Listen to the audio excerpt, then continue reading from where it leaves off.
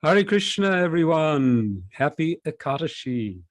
Here I am in New York City. From Mayapur to New York. New York is very special to me, very special to all of us, because this is where Srila Prabhupada began our movement in the West. And so I'm here to do some service and to take advantage of the association of the devotees and Radha Govinda. And today we're continuing our exploration of the 26 qualities of a devotee seen through the life and the memories of Srila Prabhupada from his disciples, provided by my dear friend Siddhanta Prabhu. So, and we are going to be exploring the quality of a devotee who is without possessions. So Siddhanta, please tell us more about this quality. Well, we know, I mean, Prabhupada from the very beginning coming to America exhibited that quality. Need we say any more? You know, came with 40 rupees or equivalent of maybe $7 in his pocket. Yeah. I don't know, did he know anyone? He didn't have a car. He didn't have a place to stay. So, I mean, how more without possessions can you get than that? So exactly, that's the lead example of Prabhupada without possessions. But today we're going to focus on 7 devotees who have other stories that do manifest the quality that Prabhupada had without possessions, that he was totally absorbed in Krishna and Krishna consciousness, that he was not after. And that's one of the things that attracted me and a lot of other devotees, I'm sure too, that Prabhupada was not here to exploit us. He did not need or want any material things from us. He just wanted to give us Krishna. So right there is the supreme benefit of having a Vaishnava, a pure devotee in our midst, and to be our teacher for us who were with Prabhupada on the planet at that time, but also others in second, third, and generations to come that can understand this purity, and it comes or exhibited by one who does not have any need for possessions. That's right. So the 7 devotees that we're going to hear from today are Jananivas, Sri Bhuvanath, Parameshwari, Ranadir, Radha Damodar, Badri Narayan before he took sannyas, and Burijan, who we've heard, I think, once before. But these are great stories, and we might as well just get right into it and then talk about it on the other side and see if we're inspired or learn anything from their stories. Good. So without further ado, let's hear from Jananivas. So Prabhupada was completely unfazed in Mayapur. There was no running water, there was no electricity or anything. He had a jute stick toilet, you know, a hole in the ground with some jute sticks around it. But still he followed exactly the same schedule. He couldn't use his dictaphone machine because there's no electricity. So he had his typewriter under his mosquito net on his bed, and he would type out with his 2 fingers.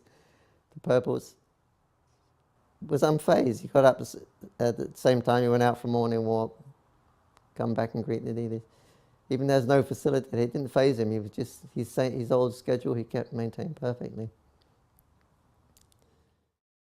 What I'm understanding there is that, Srila Prabhupada exemplified this yukta vairagya, that whatever was provided, he used for Krishna's service and maintained this relationship of detachment where he just was focused on his service, not attached to the facilities and the arrangements and so on. What was there, he used it. Yeah, totally unfazed. Unlike myself when I go to India. Yes. Why isn't the fan working? Right. Or whatever, you know. But He would just make it whatever was available. I mean, there's so many wonderful stories like that. No, the horn doesn't work. We use a plate and a spoon. That story from Shama. Right. So, yeah, that's a good lead into this session.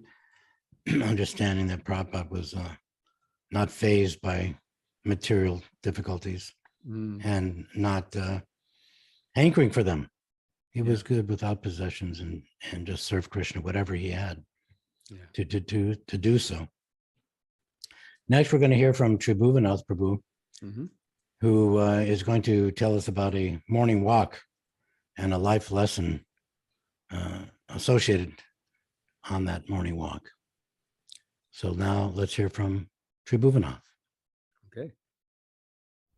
In St. James's Park, Prabhupada would constantly be pointing out things, different things. I mean, there was one time we were in a park, and there was that story, which I remember, but there was some bird droppings, and Prabhupada was asking, he was saying, what is this? And everyone was kind of looking at the bird droppings and thinking, well, they were kind of thinking, well, maybe Prabhupada means some tea leaf formations, like we could esoterically look at it. And Prabhupada said, what does this tell you? And when everyone was kind of bewildered. And then Prabhupada said, this tells you that the same bird is sleeping on the same branch every night. So Prabhupada said, even the bird becomes attached to his apartment. So he said, Prabhupada said, so be careful. The contradiction, the comparison, the attachment of the various jivas in whatever body they are in to their place. But Srila Prabhupada was the opposite. Yeah, and just a very visual lesson that we can try to remember that this is not our home. What to speak of the house, but the material world is not our real home. The whole world, yes. So not to reminds me dwell of too much on it. Srila Prabhupada, how he could be at home, but he was always concerned that he was with the devotees. Like, that story where he came to Boston and they had arranged some sort of a hotel room or something. He said, no, I'm staying here with the devotees. That was his attachment, to be with devotees. The next devotee we're going to hear from is Parameshwari Prabhu. Parameshwari. Yeah, I interviewed him up in Oregon good 10, 12 years ago, probably. But very nice devotee, Prabhupada man, and has an interesting story, personal story, in relationship to our possessions. Okay. So let's hear from Parameshwari Prabhu. Brahmananda had gone back to India for a program, and during that time, somehow or another, Prabhanu was there, and we had been collecting a lot, and I got to pay for the whole temple with our collections, and Prabhupada had written me a letter saying that he had always wanted the temple to be paid for, and that I had done that in Brahmananda's absence, and he was very grateful for that, and that this preaching work to the African devotees is the most important preaching in the world, and we must continue to do this.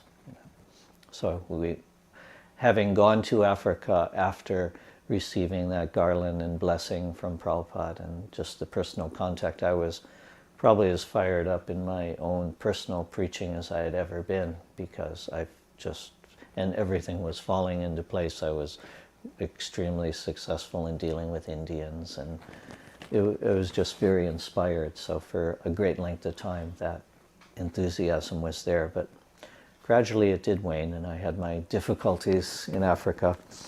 And one of them was that I had misappropriated some funds and bought this Rolex watch.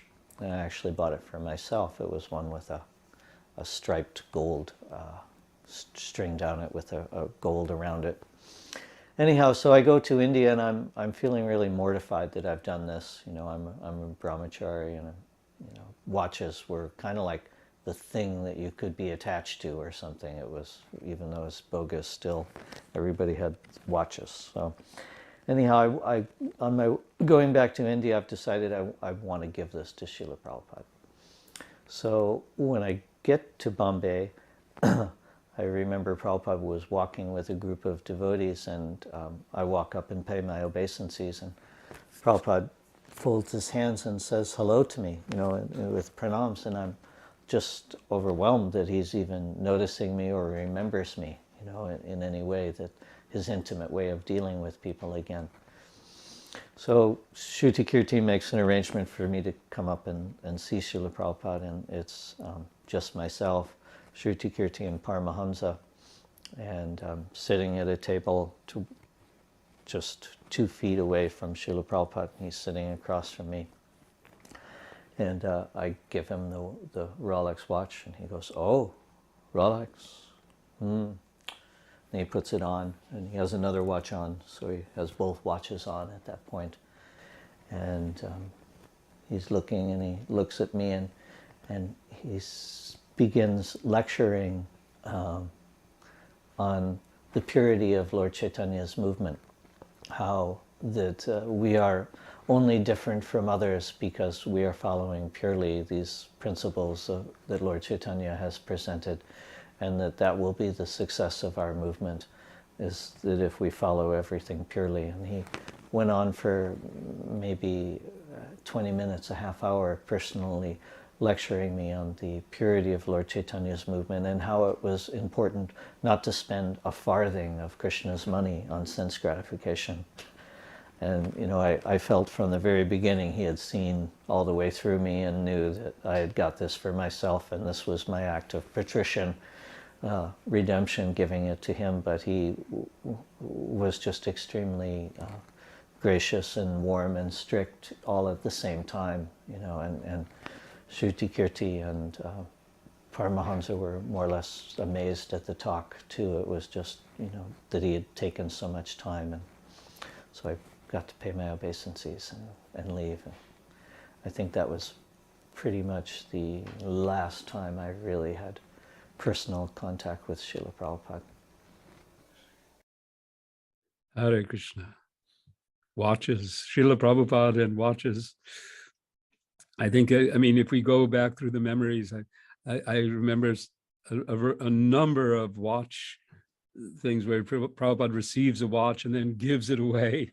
He receives things because dadati pratigrinati, he's exchanging love, but he's not attached. It's not, and then he'll give it away. Right. I have another story coming up later on that also describes exactly that pastime there. Not a watch, but another article. Something, yes. But it's the same principle of accepting and then giving it away. The next devotee that we're going to hear from is Ranadir, who is going to tell us about a time where he offered something to Prabhupada. And it's a very loving exchange. So we'll hear from Ranadir Prabhu now and discuss on the other side. Mm-hmm. I do remember that the first real intimate exchange I had with Srila Prabhupada, and pretty much the last one was when my mom sent me a sweater. My mother lives in England, and she sent me this really nice wool sweater. And New Vrindavan was a mud hole. It was, just really dirty, and, it was really hard to keep anything clean. So I looked at this beautiful sweater, and it was like kind of saffron in color. And I said, well, I can't wear this, it's going to be trash in no time. I'll give it to Srila Prabhupada, and so somehow I preserved it in the Brahmachari ashram in a plastic bag, kept it from getting dirty for probably a couple of months. And I was always thinking, I can't wait to give this to Srila Prabhupada. And so then Prabhupada came to Boston, when they first opened the printing press there. And it was a big occasion, and devotees from a lot of different cities went there, and we got in our panel truck and drove up, everybody from New Vrindavan. And so I'm clutching my sweater and, really looking forward to it. And so we get there, and I'm trying to figure out, well, how do I do this? I'm not one of the high muckety mucks, and they're all, going to be with Prabhupada. And so one evening after Artik, everybody was gathered for darshan, and they had created with a backdrop a separate room behind the temple. And that's where Prabhupada gave darshan. And so I just kind of said, okay, it's now or never, and burst in the middle of all this. And everybody kind of looked, who's this? What's he doing here? And I just sort of stammered, for Prabhupada, I have this sweater my mother gave me, and I want you to have it. And Prabhupada said, oh, no, I can't take it. And he says, your mother gave this to you, you take it, I can't take this. And Prabhupada saw the look on my face. I was crushed, I was just devastated. Oh, God. And so he saw that, and then he says, well, I think I said, oh, but Prabhupada, please, I was begging for my life here. And he was very kind, and he said, all right, well, then we'll exchange. And so he started, he had a sweater with these buttons on it, these big oak buttons. It was really a beautiful sweater. And he started unbuttoning it. It was a cardigan, and he took it off, and I was crying, and the devotees in the room were crying. It was, just like an example of loving exchange, and that, I don't know, it just bonded me so closely to Srila Prabhupada, and of course I'll never forget that. And it kept me going for a lot of years. Yeah, beautiful, beautiful. So many lessons there. Srila Prabhupada's feeling for relationships and the importance of one's mother relationship and honoring mother, and then the exchange, principle of exchanging with love. And I saw everything in that way. How can this be? How can anything in the world be used to enhance our love and for each other, and even for our mothers? Right, and it all stems from initially from Prabhupada not desiring of his mother possession. He's not attached to any of these things. He just sees them as ways to engage, either in his service or in service to others. Right. Beautiful. Now let's go to one other story that is similar in nature, presented by Radha Damodar. And let's listen to his presentation of the notion of exchanging. Well, in 1977, I went to India, and we went to Mayapur first, and Srila Prabhupada was there, and Mayapur, he became ill. And I saw him brought in they were carrying him down the stairs in a chair. He has sunglasses and things. I had given Prabhupada a nice picture of Lord Katamsha at that time, 8x10, and another Maharaji had given Srila Prabhupada a knitted chadar that she made. And Srila Prabhupada, he took it, but he immediately gave it to someone else.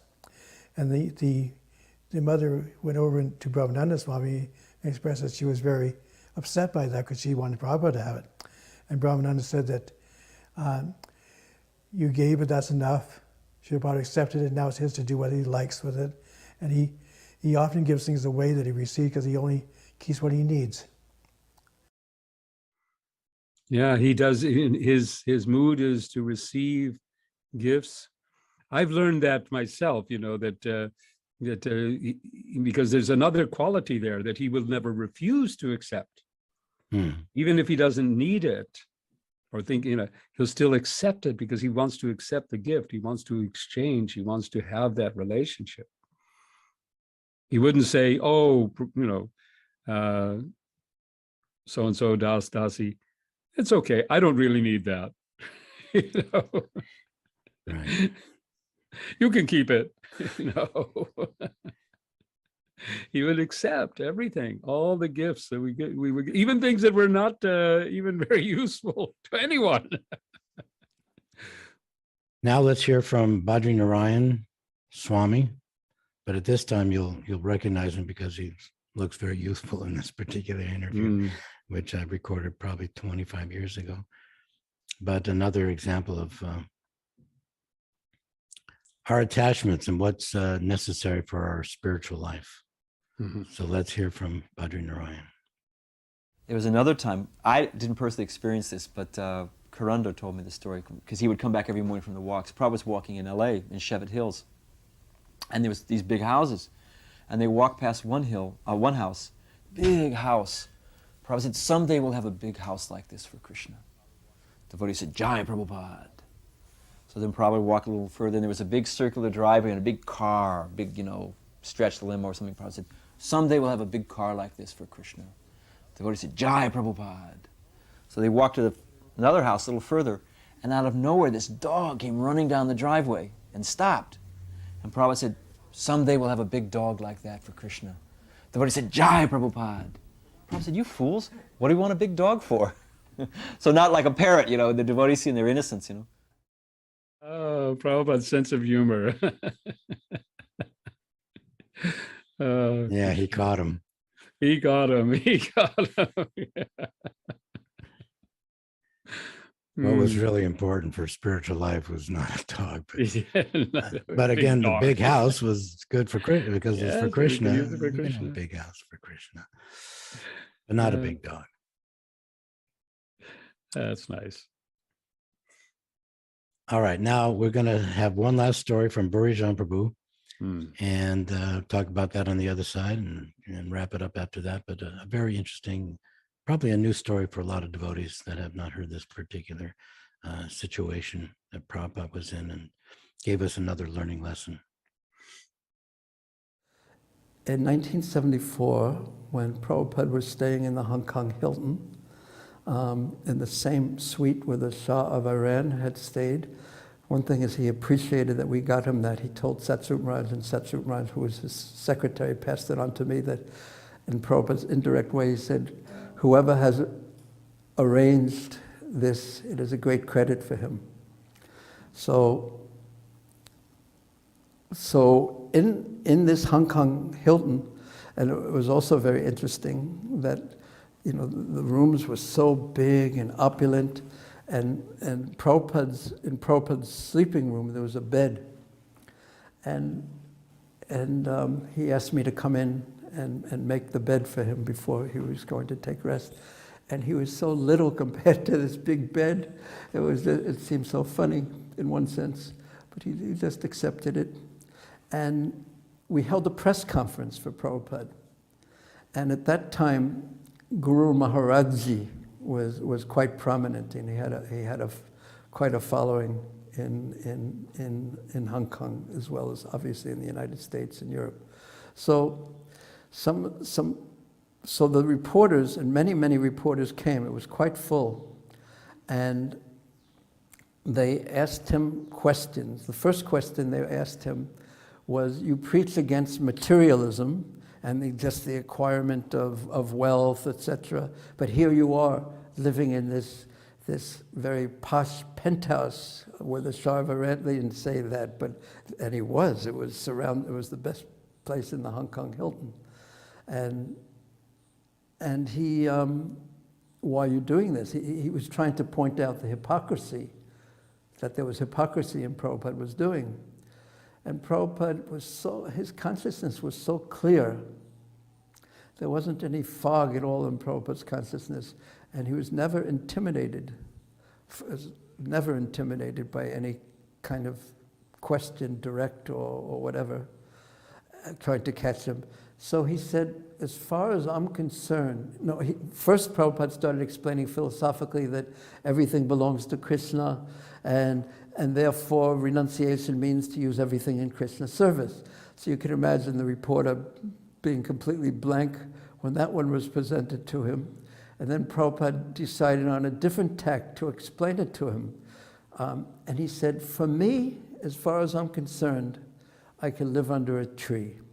And practically speaking, Prabhupada did that in 1977. When he was living in Bhubaneswar, he was bathing with out of a well in the mornings in the Kumbh Melas. He was he didn't have that kind of attachment to opulence. But as far as I'm concerned, Prabhupada said, I could live under a tree. But if I was living under a tree and invited you all to a press conference, would you have come? Complete silence. The point was made, and it was obvious, and it was obvious to them too. So it was such a wonderful answer. Who could have thought of such an answer like that? That is so nice. That really is a great conclusion to this. Yes, I think that is the final one, isn't it? it is. For today, and it really combines all the different aspects of Srila Prabhupada's detachment, Srila Prabhupada's using everything in Krishna's service, and this principle that in so many, like the Bhajan Kutir in Mayapur said, we're happy living here, but then who would come? Right. Brilliant answer, as always. Yeah. So anyway, I want to thank everybody for listening and watching, and stay tuned. Next Ekadashi, we'll focus on the feature where the Vaishnava works for everyone's benefit. So that's what we have to look forward to. Yes, and are receiving already. So thank you so much. All Thank right. you, and thank you to our audience for joining us today. We hope you have a wonderful Ekadashi. And we look forward to being with you next Ekadashi. Thank you. Hare Krishna. Thank you, Siddhanta. Haribol. All of your service. Hare Haribol. Krishna. Jai Srila Prabhupada ki jai. Jai.